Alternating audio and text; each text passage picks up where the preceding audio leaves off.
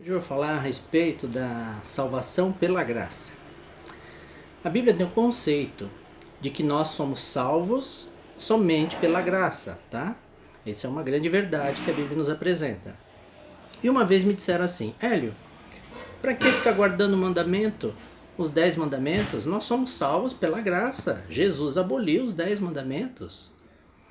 Na época que me disseram isso, eu não conhecia muito a Bíblia, mas agora eu tive a oportunidade de estudar isso. E eu descobri que a pessoa que me falou isso, ela não entendia muito da Bíblia, porque ela me falou uma coisa que não tem cabimento. Porque realmente nós somos salvos somente pela graça, isso é incontestável. Mas nós somos salvos do quê? Quando nós aceitamos o sacrifício de Jesus, a morte que ele fez na cruz para pagar pela morte que nós merecíamos, ele fez isso para nos salvar do pecado, tá? Da condenação do pecado. E o que é pecado? 1 João 3, versículo 4 diz assim: todo aquele que pratica o pecado também transgride a lei, porque o pecado é a transgressão da lei. Então, o que é pecado na Bíblia? É a transgressão dos 10 mandamentos, é a transgressão das leis de Deus. Isso é pecado. Se você transgride as leis de Deus, não obedece às leis de Deus, você está em pecado, tá? Para isso que servem os 10 mandamentos. Mas os 10 mandamentos não têm o poder de salvar ninguém. Nós somos salvos somente pelo sangue de Jesus Cristo. Aqui em Gálatas 2,16, olha o que diz: sabendo, contudo, que o homem não é justificado por obras da lei, e sim mediante a fé em Cristo Jesus. Também temos crido em Cristo Jesus para que fôssemos justificados pela fé em Cristo, e não por obras da lei. Pois por obras da lei ninguém será justificado. Nós só somos salvos mediante a fé em Jesus Cristo, mediante a aceitação do seu sacrifício. Ninguém é salvo porque obedece os 10 mandamentos, né? Isso é impossível.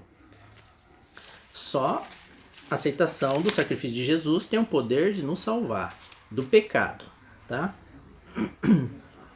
Olha o que ele diz aqui em Efésios 2, versículo 8 em diante.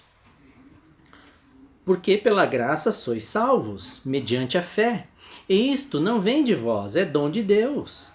Não de obras, para que ninguém se glorie, pois somos feitura dele, criados em Cristo Jesus, para boas obras, as quais Deus de antemão preparou para que andássemos nelas.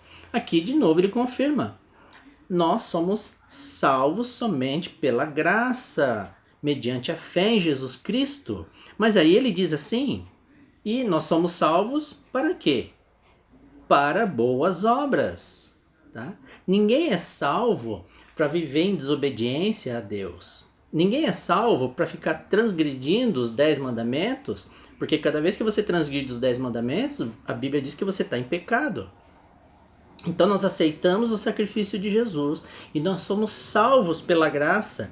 Mas aí ele diz, agora que você é salvo pela graça, você foi salvo para boas obras. Você foi salvo para obedecer a Deus, para andar nos caminhos de Deus, tá? Porque ninguém pode ser salvo e agora querer sair pecando por aí, adulterando, matando, roubando, transgredindo o sábado. Ninguém é salvo para isso. Uma vez salvos pela graça, porque nós somos salvos somente pela graça, agora nós temos que andar nos caminhos de Deus. Nós não podemos transgredir a lei de Deus, porque uma vez salvos, se nós ficamos transgredindo os 10 mandamentos, nós estamos em pecado. Deus vai salvar alguém para andar em pecado? Isso não faz sentido, porque Ele nos salvou do pecado através da graça. E uma vez salvos, agora nós temos que andar nos caminhos de Deus, obedecer os mandamentos. Para isso servem os 10 mandamentos, para nos mostrar qual caminho seguir. Essa é a finalidade. E olha o que Paulo fala aqui em Romanos, capítulo 13.